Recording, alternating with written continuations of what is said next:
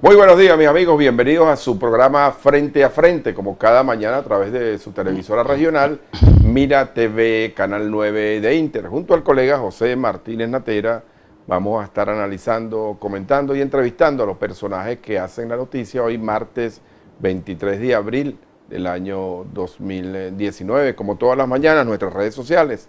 La cuenta de Twitter de Martínez Natera es Entre Fuegos MTV, la del programa Frente a Frente 9 y mi cuenta personal @JairCuba. Bienvenidos entonces a la referencia informativa de cada mañana en los Altos Mirandinos. José, en el día de ayer, claro, por el tema de la entrevista que tuvimos con José Ramírez, comentamos poco sobre un hecho que creo que tiene repercusión en la América Latina, porque forma parte ya de la historia política contemporánea, como lo fue el suicidio del expresidente y líder del partido APRA, Alan García.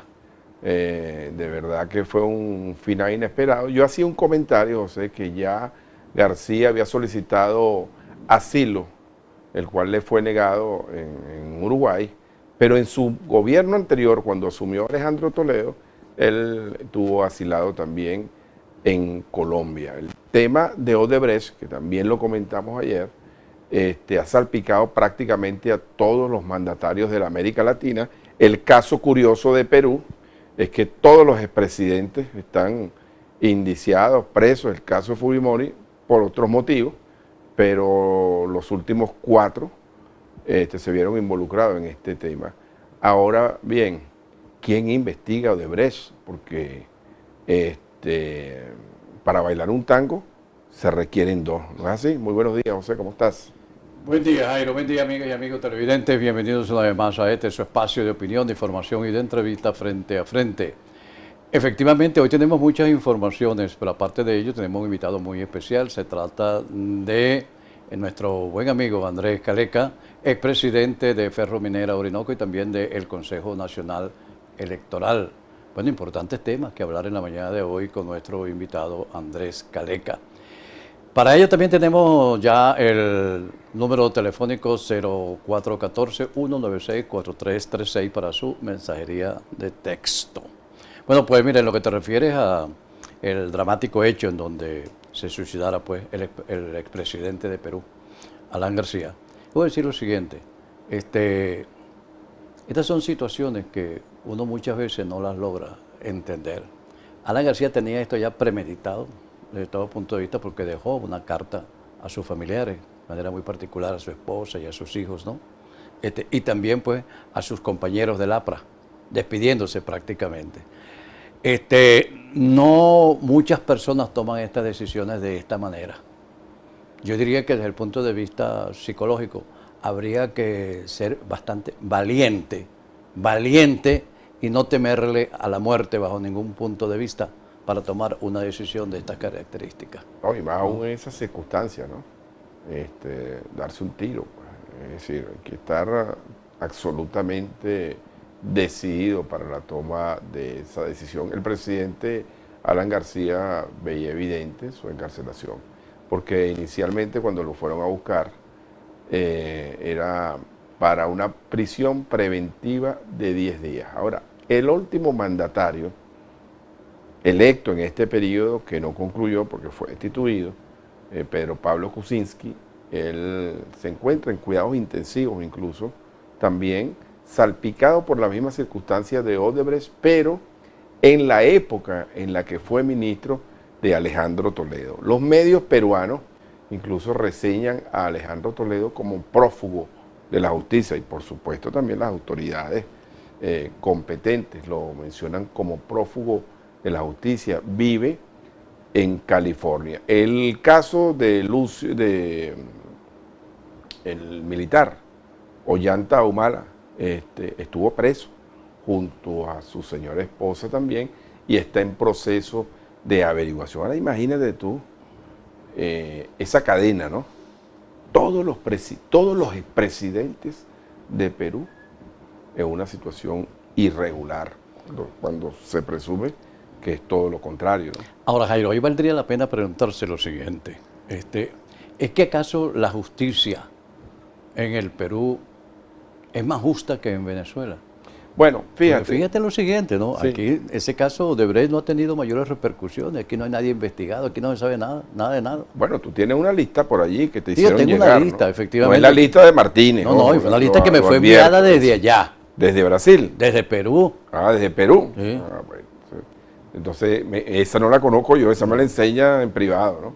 Pero fíjate, José, yo estuve todos estos días leyendo muchísimo sobre el tema de Perú, pero también buscando un poquito de historia con estas circunstancias. A veces también, y no me quiero convertir en abogado del diablo, pero a veces también hay un ensañamiento y una persecución política en contra de los dirigentes que dejan el poder. Eso ocurre.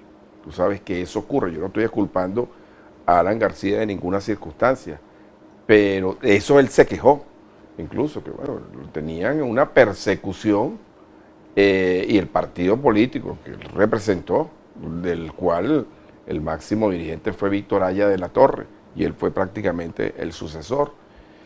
Se quejaba de una persecución política y a veces entonces ahí es donde uno sopesa y dice dónde está el equilibrio realmente de la ley, porque es curioso que todos, absolutamente todos, les abrieron un expediente administrativo, cosa que le podría ocurrir incluso al propio presidente Vizcarra, pero no te vayas muy lejos, vete a Panamá, el caso de Martinelli.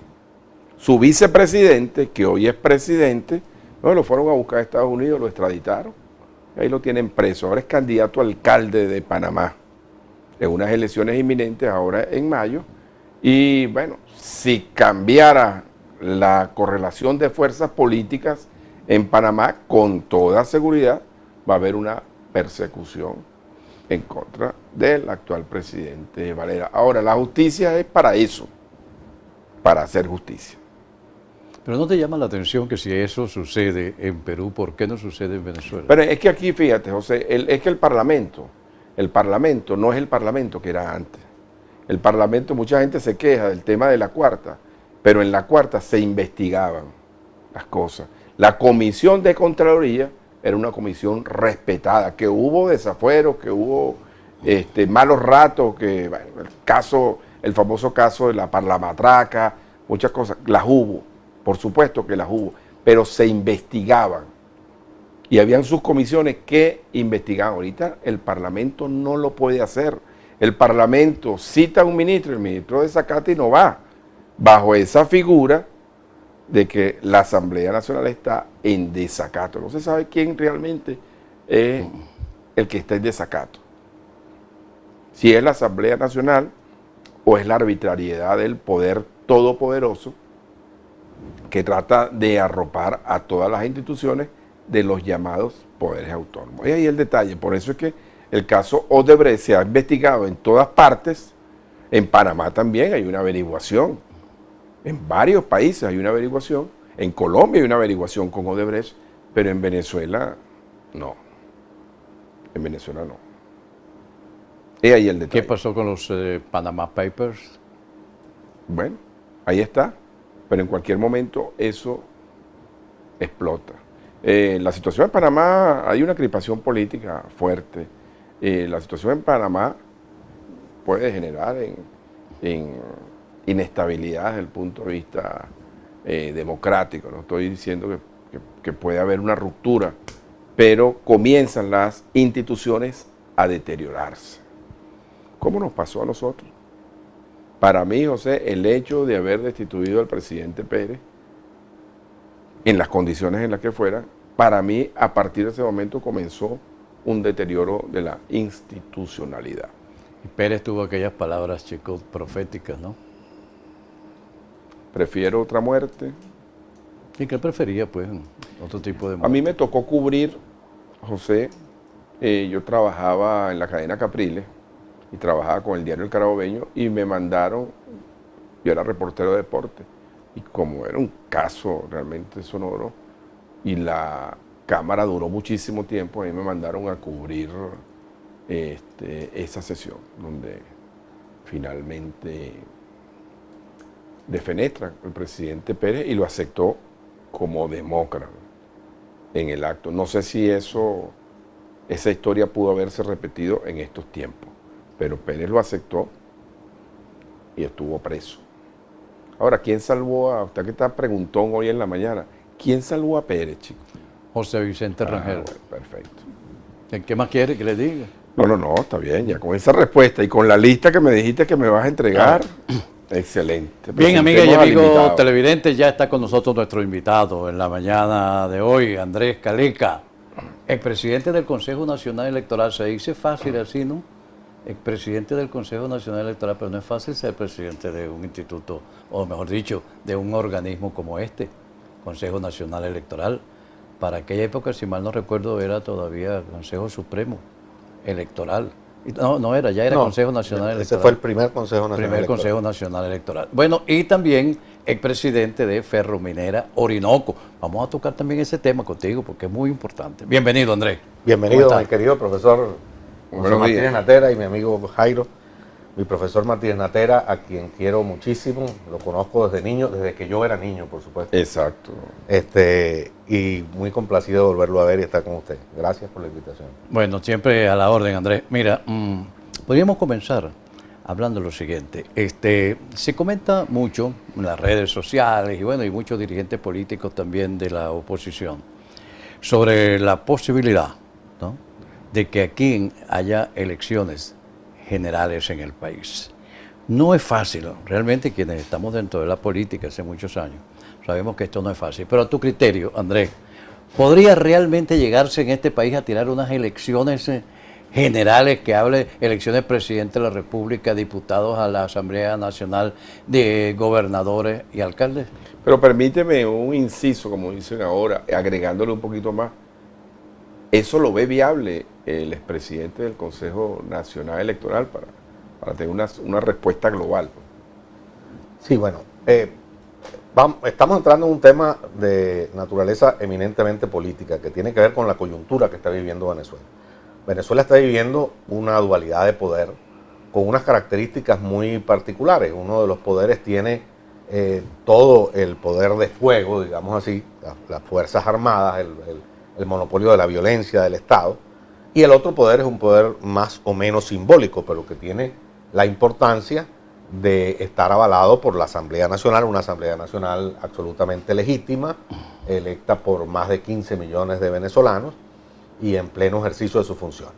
Este tema tendrá que resolverse tarde o temprano. Incluso los más extremistas, tanto del lado del gobierno como del lado de la oposición, reconocen que tarde o temprano Venezuela tiene que ir a un proceso electoral. Cuán temprano y cuán tarde es el tema de la coyuntura que está planteado en este momento. El propio Guaidó ha dicho, y lo ha dicho como un mantra, que el camino es el cese de la usurpación, un gobierno de transición, pero que culmina en unas elecciones libres. Del lado del gobierno también se ha empezado a hablar de elecciones. Esto es bien importante.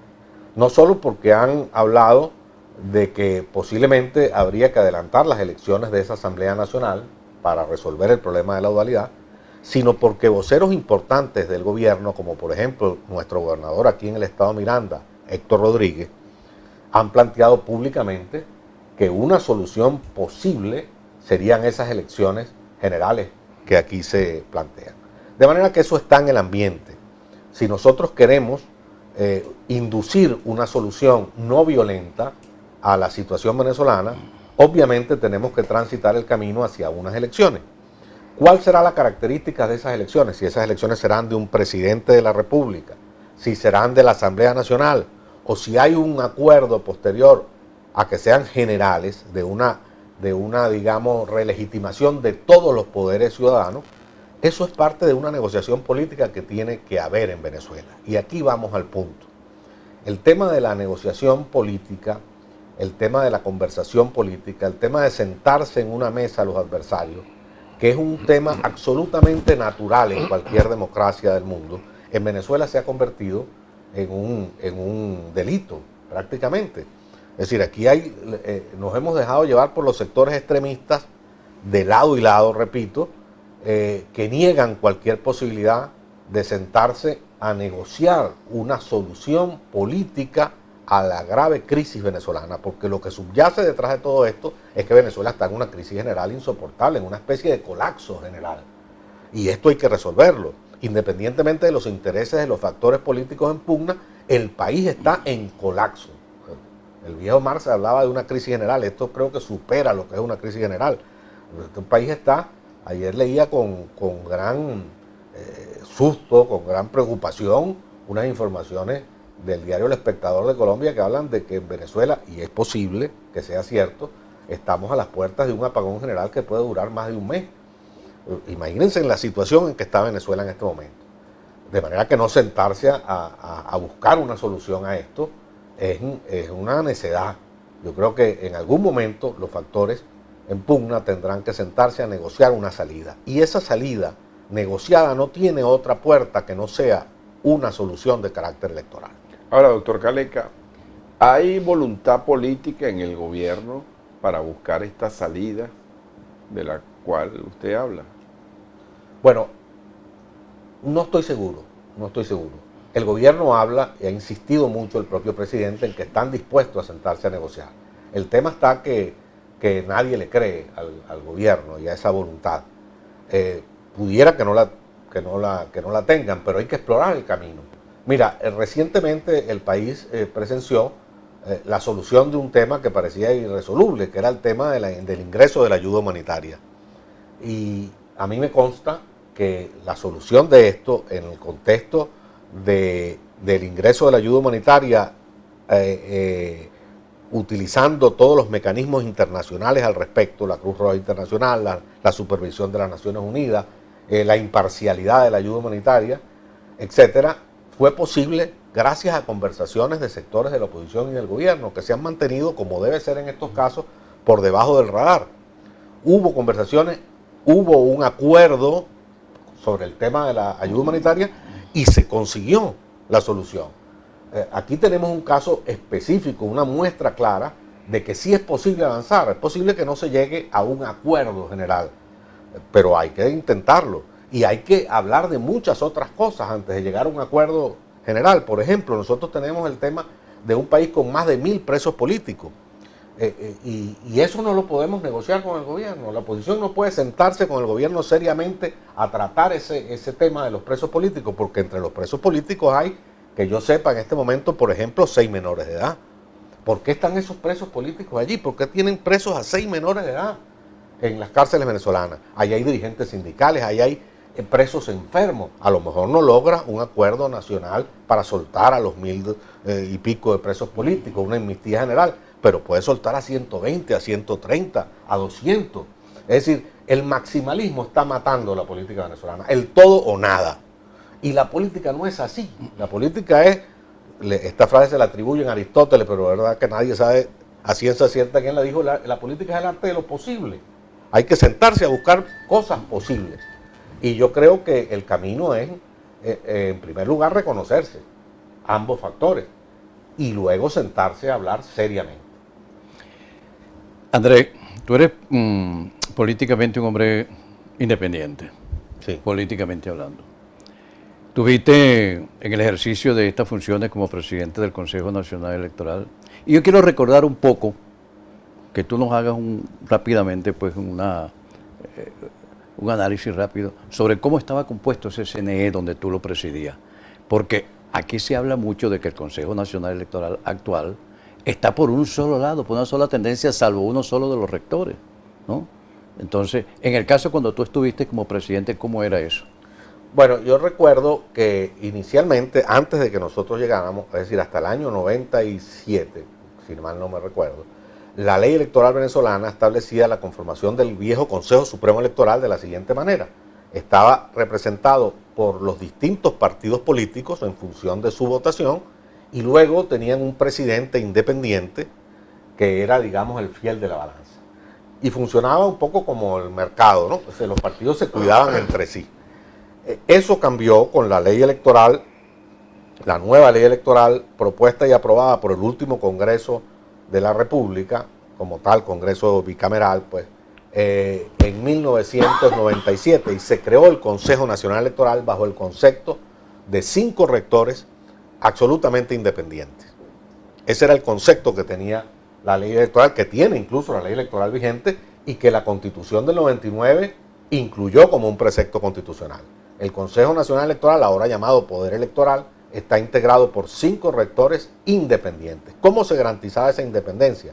No porque la gente no tuviera una ideología política, porque no tuviera una preferencia política, sino por la no militancia partidista, por lo menos 7 años antes de ser electo como miembro del Consejo Nacional Electoral. Entonces se creó este primer Consejo Nacional Electoral, donde estaban figuras que habían sido políticos, como por ejemplo Juvencio Pulgar, pero que tenía mucho tiempo, que había abandonado ya la militancia partidista. Yo, como usted lo sabe, profesor Natera, fui militante político en mi juventud, pero tenía ya muchos años que no tenía militancia política. Estaba la profesora Miriam Colbridge, recuerdo, una eminente profesora de la Universidad Central de Venezuela. En fin, éramos 5 ciudadanos sin militancia partidista. Así estaba conformado ese Consejo Electoral. Y entre ellos se escogía, o escogíamos nosotros, el Congreso nombraba a los 5 sin darles cargos internos, y entre ellos escogían un vicepresidente y 2 vicepresidentes. Esa condición de independientes del Consejo Nacional Electoral fue violada en fecha tan temprana como el 1 de enero del año 2000, iniciándose la nueva Constitución de 1999 que hacía constitucional ese carácter independiente de los miembros del Consejo Nacional Electoral.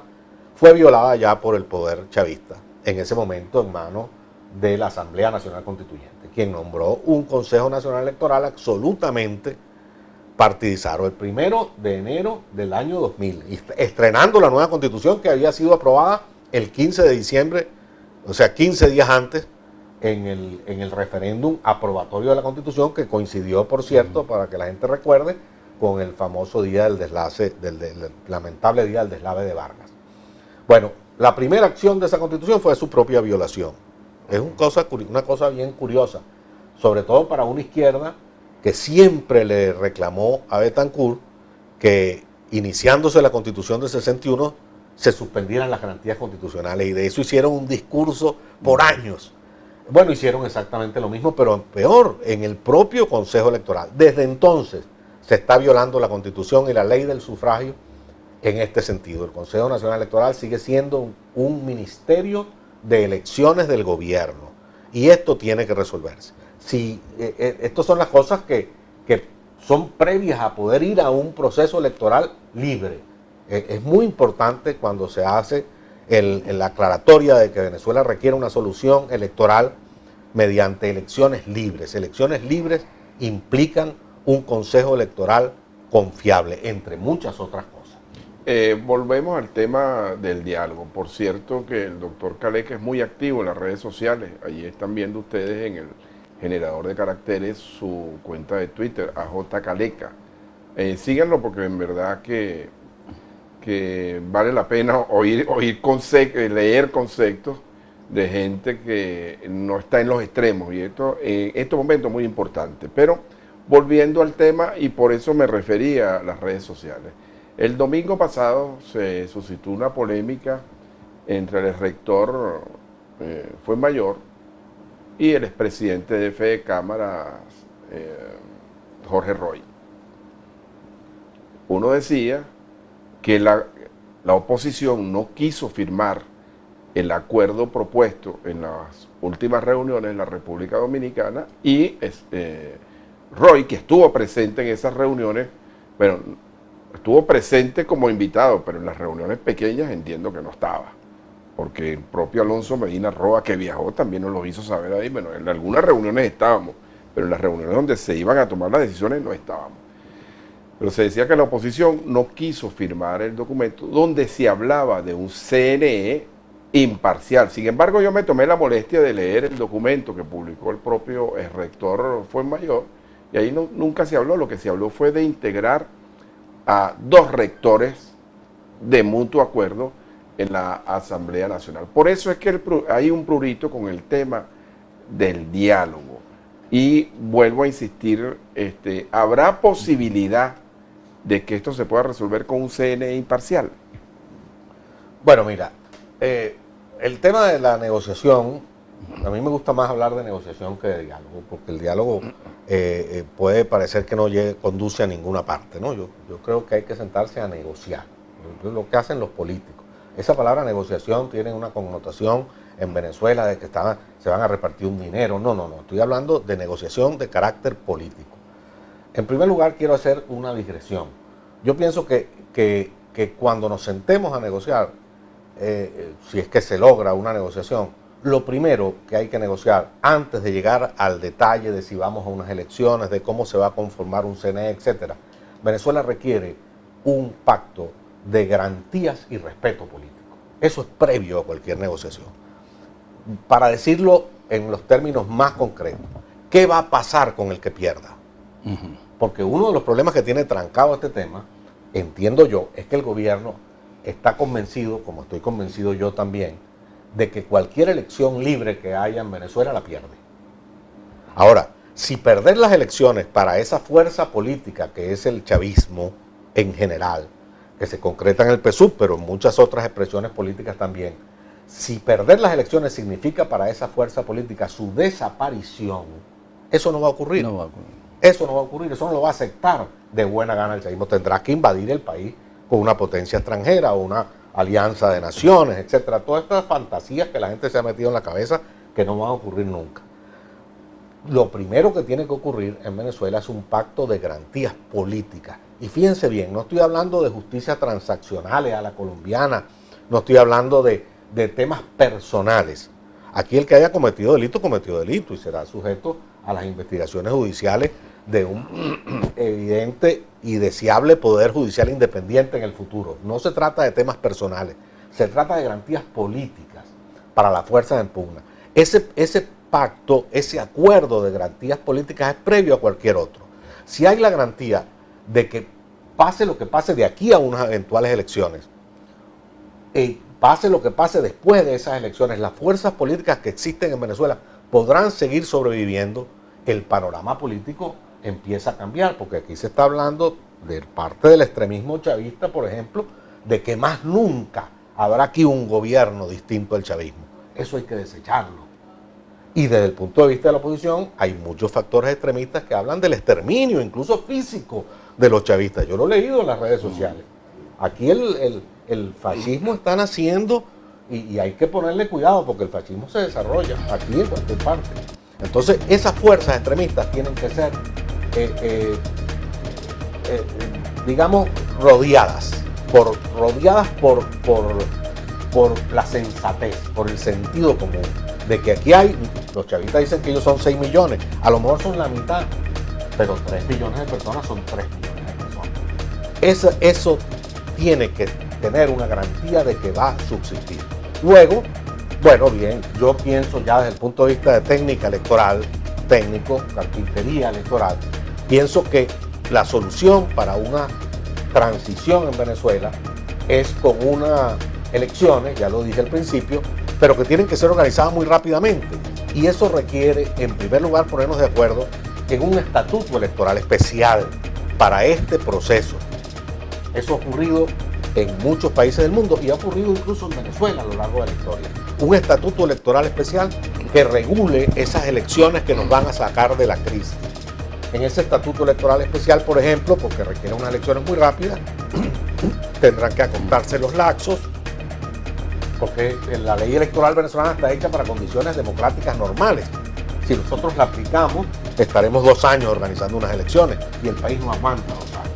Tendríamos que hacer un estatuto especial y ese estatuto especial pudiera contemplar un acuerdo particular para ese Consejo Nacional Electoral de una sola vez, donde pudieran haber 2 representantes de una fuerza política, 2 representantes de la otra y un quinto independiente quien presidiría esa autoridad electoral especial para organizar ese proceso electoral especial que nos saque de la crisis. Amigas y amigos televidentes, estamos conversando con el doctor Andrés Caleca, expresidente del Consejo Nacional Electoral y también expresidente de Ferrominera Orinoco. Vamos a hacer una pausa y en breve regresamos con ustedes. A la pausa.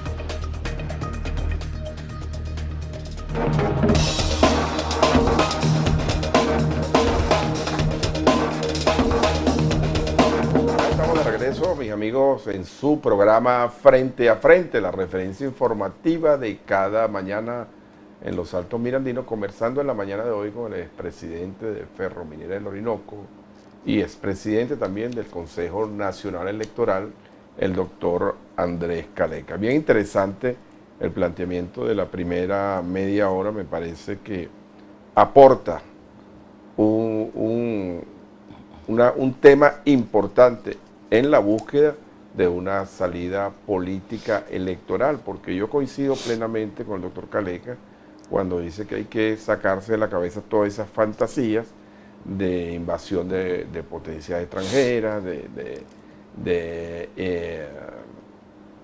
la violencia como una fórmula de salir de esta situación en la que estamos todos atrapados. Ahora bien, doctor Caleca, analizando el hecho político de Juan Guaidó, presidente de la Asamblea Nacional, que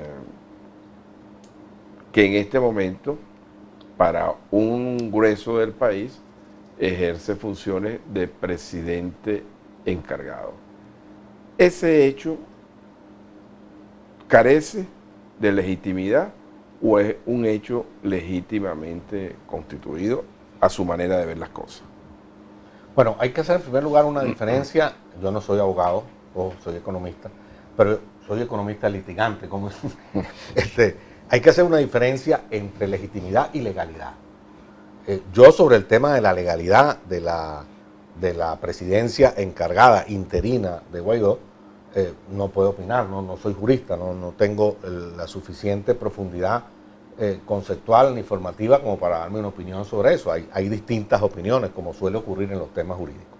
Desde el punto de vista de legitimidad, la legitimidad la tiene la presidencia de Guaidó en base al apoyo de la única institución realmente legítima que queda en Venezuela, que es la Asamblea Nacional, pero además con el apoyo, según leo en todas las encuestas, incluso las más parcializadas, no menor del 70% de los venezolanos.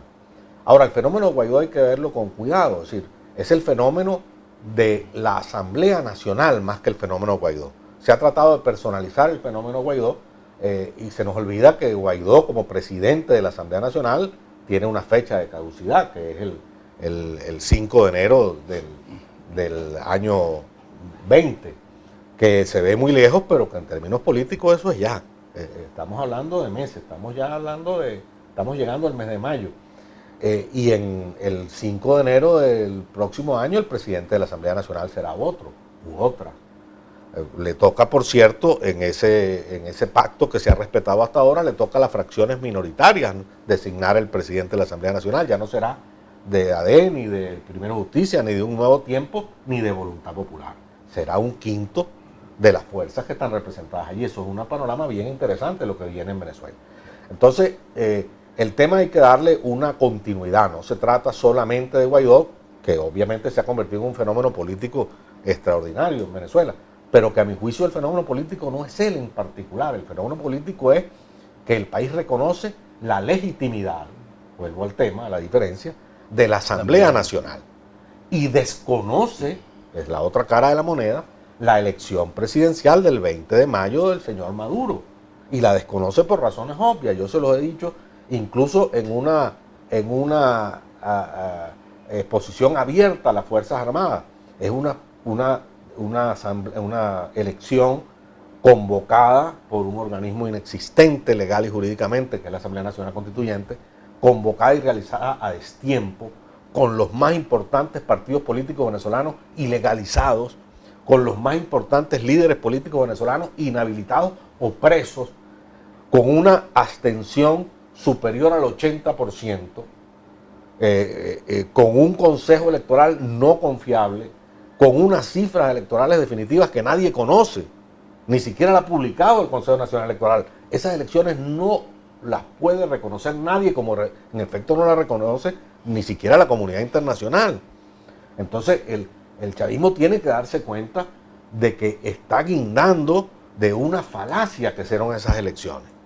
Y por eso la fuerza que tiene la Asamblea Nacional, porque es la única organización legítimamente reconocida en este país y por la comunidad internacional, al punto de que de que ya ni siquiera estamos en la Organización de Estados Americanos representados por el gobierno supuesto del señor Maduro, sino que tenemos un representante que nombrado por la Asamblea Nacional, una cosa nunca vista en la historia de ese organismo.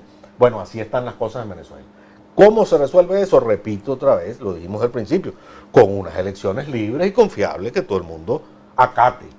Esa es la solución. Hay una tesis que nos planteó aquí el ex candidato presidencial Claudio Fermín la semana pasada, y que es una tesis que no surge de él, también gente que se hace llamar del chavismo originario, donde está Oli Millán, Gustavo Márquez, otros dirigentes de izquierda, el exministro Navarro, están hablando de la tesis del consultivo. ¿Ve viable, Andrés Caleca, la tesis del consultivo, buscando salidas a esta situación confusa? La verdad es que no conozco la tesis, no sé qué es lo que propone Claudio, un referéndum consultivo. ¿Qué se va a consultar? Si la gente quiere elecciones o no quiere elecciones. Bueno, mira, es que me parece un paso innecesario.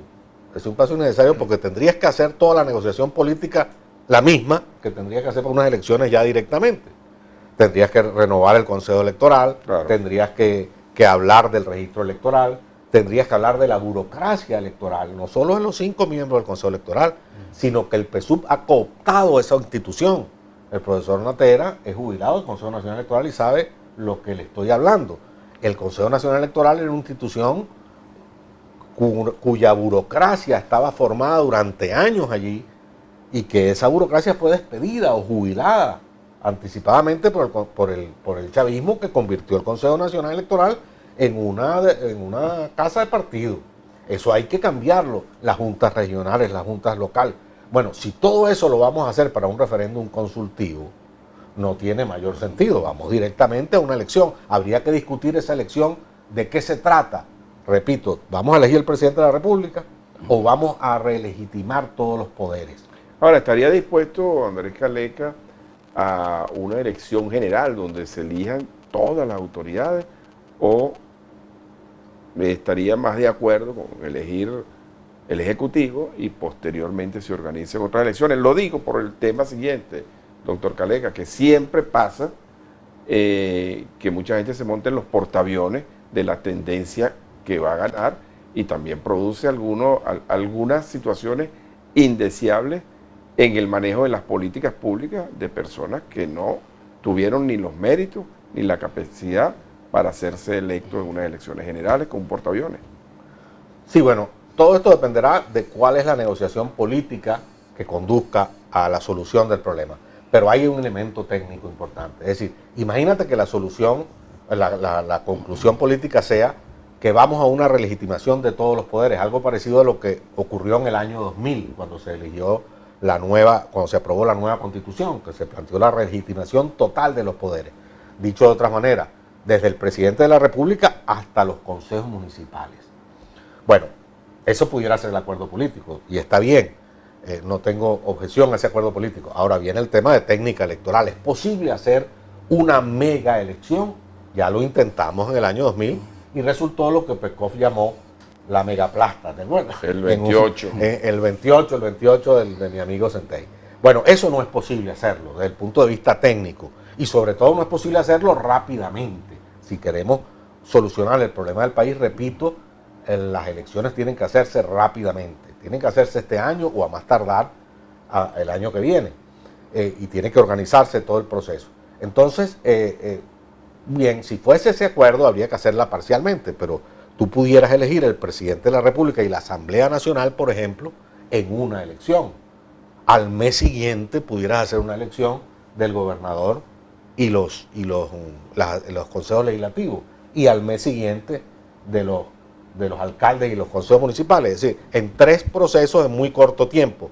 Lo que sí veo imposible desde el punto de vista técnico es hacerlo en un solo día.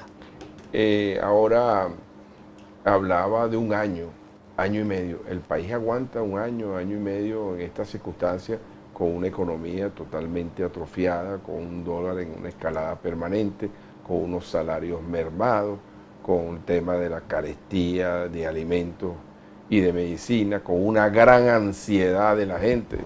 Guaidó está convocando para el 1 de mayo lo que llaman la madre de todas las marchas. Entonces, este elemento es un elemento conciliador, un elemento que propone una negociación, pero en la calle parece que la gente piensa otra cosa, ¿no? Bueno, yo creo que no solo el país no aguanta mucho tiempo, sino que incluso en lo personal nosotros. O sea, yo no aguanto mucho tiempo, tú no aguantas mucho tiempo, las familias no aguantan mucho tiempo, la gente de Maracaibo no aguanta 2 días más sin luz. Ahora, el tema es que, ¿cuál es la solución de eso?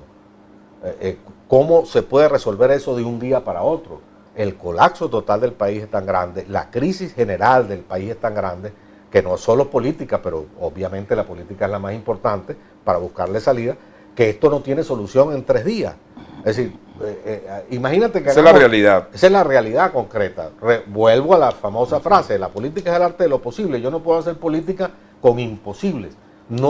Aquí no va a llegar Aladino y va a resolver con un trick los problemas de Venezuela. Ni los políticos, ni los económicos, ni los individuales de cada quien. Tenemos que prepararnos para lo que viene. Lo que viene es una situación cada vez más difícil, que tenemos que buscarle una solución rápida. Y cuando yo hablo de un año, de este año, o a más tardar el primer semestre del año que viene, en términos políticos, en tiempos políticos, eso es ya. Hemos hablado de todo lo que significa acelerar un proceso electoral, pero fíjate todas las cosas que significan aún acelerado, empezando por discutir un estatuto electoral especial. A lo mejor en esa discusión te tiras 2 meses, 3 meses. Después en designar las autoridades, después en organizar el proceso. Por más rápido que quieras. A mí me lo han preguntado muchas veces, incluso tuve una reunión con los expertos electorales de la Unión Europea, del grupo de contacto, y me preguntaron, en su opinión, ¿en cuánto tiempo es el menor tiempo posible para hacer unas elecciones? Digo, no menos de 8 o 9 meses. Ahora, ¿Maracaibo aguanta 8 o 9 meses? Obviamente que no, pero yo no tengo la solución. No creo que nadie la tenga en este momento. Entonces hay que pisar tierra. El quiebre institucional no lo ve. Pudiera ocurrir. Los temas políticos son impredecibles. Fíjate tú lo que acaba de pasar en Sudán, por ejemplo. Lo que pasó en toda la primavera árabe. Lo que ha pasado en otras circunstancias en Venezuela. En noviembre del año 57, Pérez Jiménez estaba inderrotable, venía de ganar el plebiscito. La oposición desaparecida prácticamente, los presos, sus principales dirigentes presos o asesinados. Y mira, y a los 3 meses cayó la dictadura de Pérez Jiménez. Ahora, yo no puedo hacer aquí un ejercicio de adivinación. Yo estoy haciendo un ejercicio de sentido común con los elementos que hay en la mano. Si mañana hay un quiebre institucional, un golpe de Estado, por ejemplo, que es otra de las cosas que la gente añora, olvidándose de lo peligroso que es un golpe de Estado. Pero imagínate un golpe de Estado, puede estar ocurriendo en este momento y nosotros estamos aquí sentados hablando a las 7 de la mañana. Los golpes de Estado, cuando se saben es después, y si se saben antes no son golpes de Estado, los meten preso y se acabó. Andrés, el CNE actual entonces es ilegítimo. Totalmente, no solo porque gran parte de sus integrantes tienen el periodo vencido, sino porque su designación es violatoria no solo de la ley electoral hoy en día, sino también de la Constitución, porque Chávez se empeñó en meter en la Constitución todas las cosas que se le ocurrió, y la Constitución se ha convertido en Venezuela en un adefesio de tal magnitud que es prácticamente imposible cumplirla, ¿no? Pero entre las cosas que dice la Constitución es que el Consejo Nacional Electoral tiene que ser un poder electoral absolutamente independiente, y nosotros sabemos que el Consejo Nacional Electoral en este momento está integrado por 4 militantes del Partido Socialista Unido de Venezuela y un representante de la oposición venezolana. Entonces, o creamos un estatuto electoral especial que reconozca eso, cambiamos la Constitución, o no sé qué es lo que vamos a hacer, pero mientras tanto ese es un Consejo Electoral ilegítimo. Ahora bien, los diputados actuales de la Asamblea Nacional fueron escogidos también durante este CNE. Sí. ¿Podría traducirse entonces haciendo una asociación allí de que son ilegítimos también? No, porque el proceso electoral fue legítimo en el sentido de que fue acordado según los lapsos establecidos. Obviamente no hubo allí un fraude electoral, no estaban vencidas las autoridades electorales que habían sido designadas. Yo repito, aquí hay un tema de legitimidad y legalidad interesante. Acuérdate que estas autoridades fueron al final designadas por el Tribunal Supremo de Justicia, quien decidió que la Asamblea Nacional estaba en desacato y en consecuencia eran ellos los que iban a cumplir las funciones de la Asamblea Nacional. ¿Eso es legal? Mira, esa es una discusión de nunca acabar. Yo creo que es ilegítimo en todo caso. Pero para ese momento eso no había ocurrido. Ocurrió cuando perdieron las elecciones, en aquel interín en el cual Diosdado Cabello, que presidía la anterior Asamblea Nacional, con el apoyo del Tribunal Supremo de Justicia, se volvieron locos y hicieron todos los desastres desaguisados que hicieron en ese mes, antes de entregar hasta eliminar los diputados de Amazonas. Hasta eliminar los diputados de Amazonas hasta el sol de hoy. Que se quedaron sin representación, por cierto. Y, por cierto, contra ese Consejo Nacional Electoral que los había proclamado ya. Los había declarado electos y los había proclamado. Y a Cámara a la que se incorporaron además. Doctor Caleca, hablando, vamos a movernos un poquito hacia Guayana, hacia las empresas básicas. Usted presidió Ferrominera del Orinoco. Quisiera conocer un diagnóstico actual de lo que era Ferrominera y lo que es ahora, pero dándonos también un paseo por las llamadas industrias básicas, ¿no? Porque un país que es prácticamente monoproductor, con esa cantidad de riqueza, esa cantidad de elementos, pareciera que sigue desaprovechando las grandes virtudes que nos dio la naturaleza, ¿no? Y que tecnológicamente, lamentablemente, da la impresión de que nos hemos quedado totalmente rezagados. Sí, bueno, hablábamos hace rato de un país en colapso. Guayana no escapa de ese colapso. La región Guayana y el proyecto de Guayana, que es el proyecto de desarrollar las industrias básicas de Guayana, de desarrollar la riqueza que encierra esa zona, es un proyecto de los pocos proyectos que había tenido un respaldo institucional en Venezuela, independientemente de los gobiernos que existieran en el país, desde la Revolución de Octubre hasta la llegada del chavismo al poder, pasando por la dictadura de Pérez Jiménez. La gente se le olvida, por ejemplo, que Pérez Jiménez es el que inicia la construcción de Sidor y que le da continuidad a los planes que había iniciado el trienio ADECO de la llamada Revolución de Octubre. El colapso del país es tal que incluso comenzó siendo en Guayana. El primer punto de inflexión donde se derrumba todo lo que venía ocurriendo en Venezuela a lo largo de 50, 60 años es Guayana y las empresas básicas de Guayana. No solo Ferrominera, mira, ya estamos viendo la consecuencia de los apagones eléctricos, no es otra que el desmantelamiento de Delca y de todo el potencial hidroeléctrico del Caroní. No solo porque se dejó de construir la represa de Caruachi, por ejemplo, o Tocoma, donde se gastaron miles de millones de dólares, aquí volvemos al tema de Odebrecht, por ejemplo, sino que se abandonó lo que ya habíamos construido. El Guri es una vergüenza como se encuentra. Macagua 1 y Macagua 2 es una vergüenza como se encuentran y ese es el origen de los apagones que estamos viviendo. Eso está ocurriendo en Sidor. Ayer un observador permanente en las redes sociales de Guayana publicaba un Twitter. La producción de Sidor es en este momento cero. Sidor tiene 9 meses que no produce una tonelada de acero. Sabemos lo que significaron los apagones con Alcázar y Benalún. La gente no lo sabe, pero el aluminio, la producción de aluminio de la cual nos sentíamos orgullosos y éramos uno de los primeros productores del mundo, el aluminio no es otra cosa que bauxita más electricidad.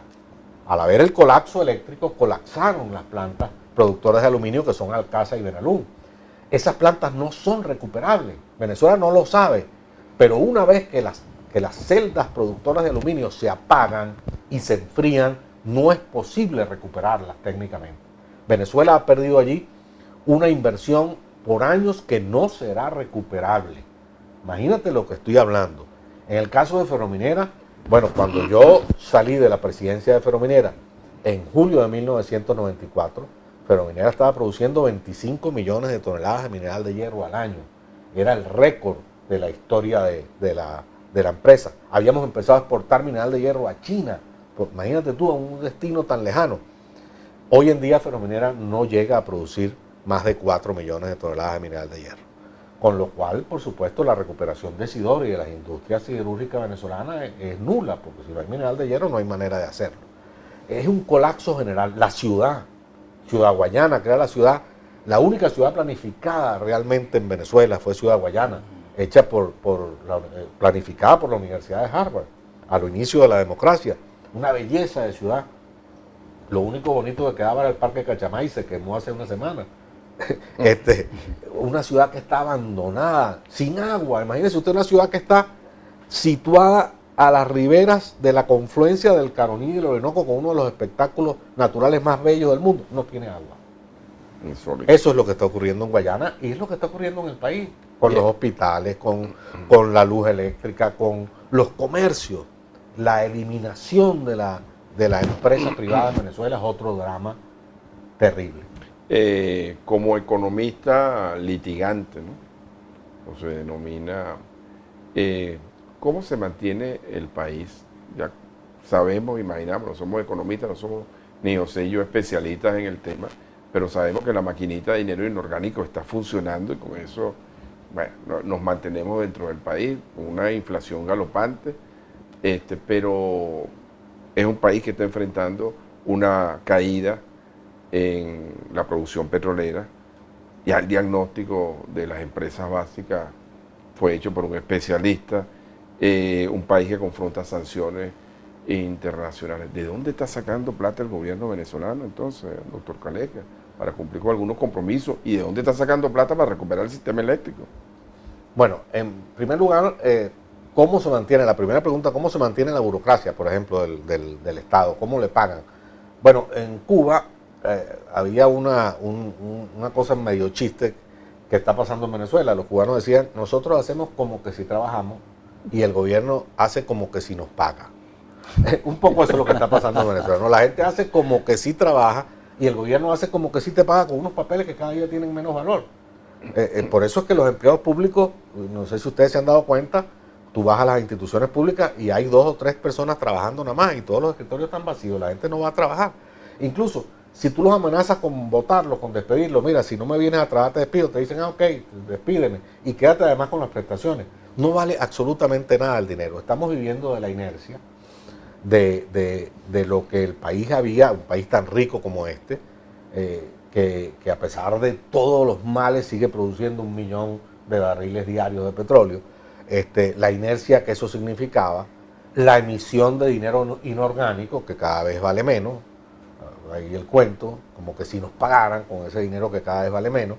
Estamos viviendo de las remesas de los 3 o casi 4 millones de venezolanos que están en el exterior, están manteniendo a muchas familias en Venezuela en condiciones muy precarias porque es una inmigración muy nueva y el inmigrante emigra en condiciones de pobreza, llega en condiciones de pobreza y no le alcanza para ayudar a su familia, pero bueno, le manda 50, 100 dólares. Yo me asombro, por ejemplo, aquí en los Altos Mirandinos, cuando uno sale a comprar y ve a gente pagando en dólares y te devuelven con un billetico de $1 y tú dices, pero ¿y dónde salieron estos billetes? ¿De dónde había billetes de $1? Aquí estos chinos tienen billetes de $1. Bueno, esas son las cosas de la economía informal, el bachaqueo. Si alguien, es curioso, porque esta gente se planteó el socialismo del siglo XXI y lo que han implantado el capitalismo más salvaje que ha conocido Venezuela y quizás toda América Latina. El bachaqueo, sí es verdad que es capitalismo salvaje en el peor sentido de la palabra. Eso es lo que impera en Venezuela. Eso es lo que maneja el comercio venezolano, que es la base de todo el desarrollo posterior. Un comercio depredador. Pero del bachaqueo vive mucha gente. Bueno, en fin, habrá que estudiar el caso venezolano. Este será motivo de estudio en todas las universidades del mundo. Cosas como que un país pueda sobrevivir prácticamente sin dinero, que un país pueda sobrevivir prácticamente del trueque en pleno siglo XXI y que el gobierno no se haya caído. Ese es parte de los misterios de esta situación. Andrés, ¿y por qué constantemente vemos esos cambios en los precios de los productos de primera necesidad? Por ejemplo, antes de la Semana Santa, el pollo, por darte un ejemplo, estaba costando 4.600, 4.800 bolívares el kilo. Llega Semana Santa y hoy pasan la lista de precios, el pollo ya está en 6.000 bolívares. ¿Por qué ese aumento desmesurado? Sí, estamos en un proceso hiperinflacionario, provocado, como todos los procesos hiperinflacionarios en el mundo, provocado por la pérdida absoluta de productividad material del país. Un país arruinado, el dinero es una mercancía más, que no es otra cosa que la mercancía que expresa, su valor es expresar el valor de las otras mercancías. En la medida en que el valor de producción, el Producto Interno de un país se desploma, como es el caso venezolano, ya no producimos ni velas. Nuestra industria petrolera, como ya lo dijimos, está en el suelo. El dinero entonces deja de valer absolutamente nada. Y no es que el pollo está caro, es que el bolívar está barato. Es que el bolívar no vale nada y cada vez valdrá menos. El pollo en términos de dólares, si tú lo llevas a dólares y te guías por el mercado paralelo del dólar, te das cuenta que el pollo vale más o menos lo mismo en dólares. Lo que vale cada vez menos el bolívar. Antes tú con un bolívar comprabas, con 100 bolívares comprabas un dólar, ahora necesitas 5.000 bolívares para comprar un dólar. No, bueno, y ahí está el otro tema de que también será motivo de estudio. Este es el único país donde el dinero efectivo no te sirve sino para abultarte el bolsillo, el tamaño, porque ni siquiera las gasolineras te aceptan el dinero, no están aceptando ya billetes de 20 ni de 10, y un banco te da entre 5 y 10.000 bolívares y con eso no pagas absolutamente nada. Sí, sí. ¿Cómo es posible eso? Y le acaban de quitar 4 ceros a la moneda, ¿fue que le quitaron esta vez? 4 ceros, ¿cómo es posible eso? No, y no en economía moneda. Eso tiene alguna lógica. Además no hay papel moneda, no hay moneda. O sea, es impresionante lo que está pasando en Venezuela.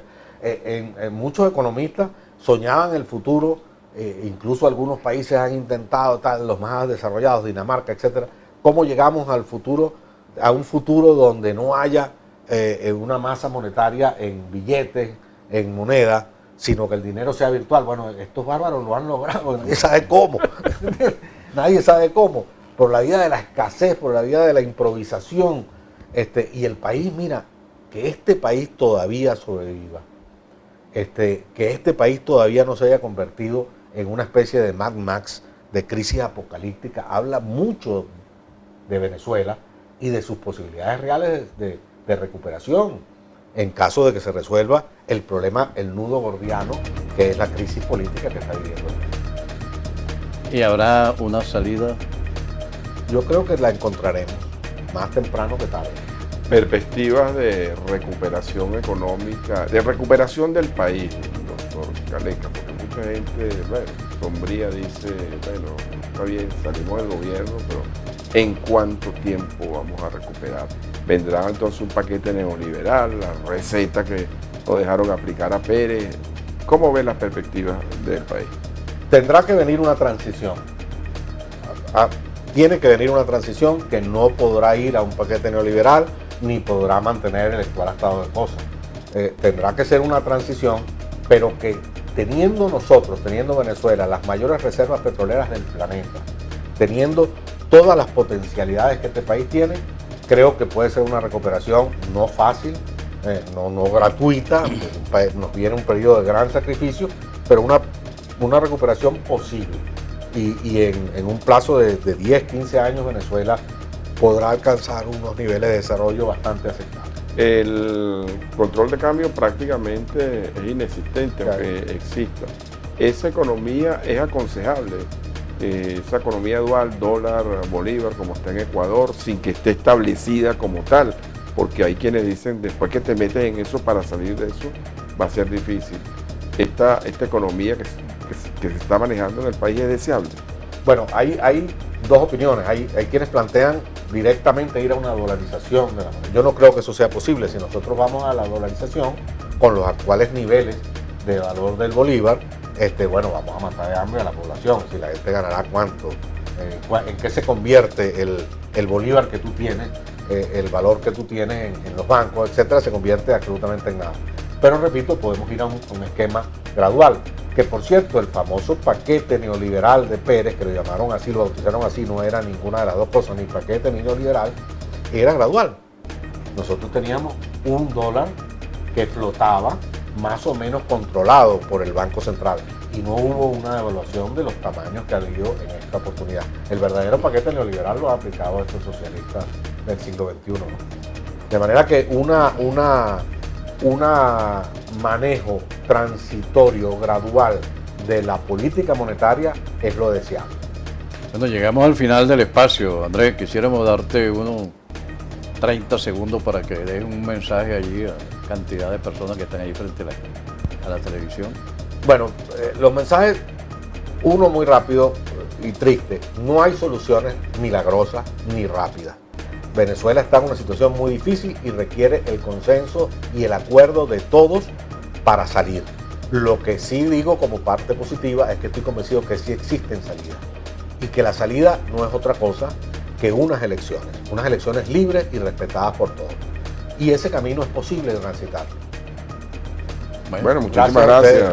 Muchas gracias, Andrés. La verdad que sí. Renovamos la invitación para otra oportunidad. Nos costó mucho traer al doctor Caleca para acá. No fue fácil. Estaba muy ocupado, pero renovamos la invitación para que podamos hablar de este y otros temas. Me parece que esta ha sido una entrevista. Quedaron muchas cosas por allí. Muy importante, sí. Bien, y a ustedes, amigas y amigos televidentes, les pedimos excusa por la cantidad de mensajes que hemos recibido. Bueno, serán pasados en el día de mañana. No quisimos quitarle mucho tiempo a nuestro invitado porque en verdad valió la pena que estuviera con nosotros en la mañana de hoy el doctor Andrés Caleca. Amigas y amigos televidentes, de esta manera punto final a este su espacio de opinión, de información y de entrevista frente a frente. La invitación para mañana, cuando a partir de las 7 de la mañana estaremos con un programa similar. Que pasen todas y todos un feliz día y cuídense mucho. Los queremos vivos. Hasta mañana.